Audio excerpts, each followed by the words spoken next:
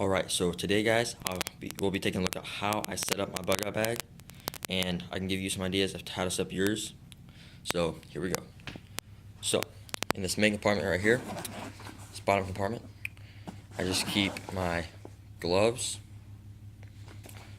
my fishing kit, bandana, 2 rolls of duct tape, sewing kit, and bore snake for my rifle. Over on this little side pocket right over here, I just keep a first aid kit. On this part right here, this little side pocket over here, I keep my fire making stuff and some hot hands. Now for this right here, I keep extra set of clothes. In this pocket right here, I also keep my toilet paper tablets. Right. Now for this pocket right here, I keep my flashlight, my knife, 22 ammo, and another box of 22 ammo, and then another flashlight. So now in the main compartment, this is where I keep probably my most important gear.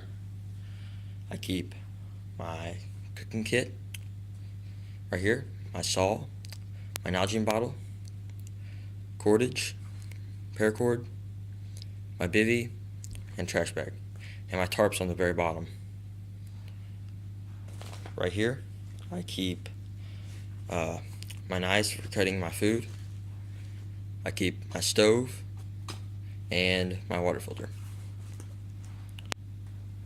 So, right here, I keep my Mountain House meals, and I saw you guys somebody asked to review the food packs in here.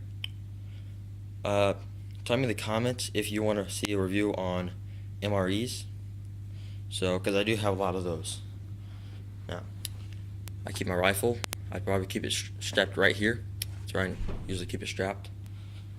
Then I've got my sleeping bag, and I'd either strap to the side or on top or on bottom. So yeah, guys, hope you got some ideas from this. This is our 3rd video, new YouTube channel, so hope you enjoyed the video. And we all have different pack setups. I just wanted to give you guys some ideas, show you how I set up mine.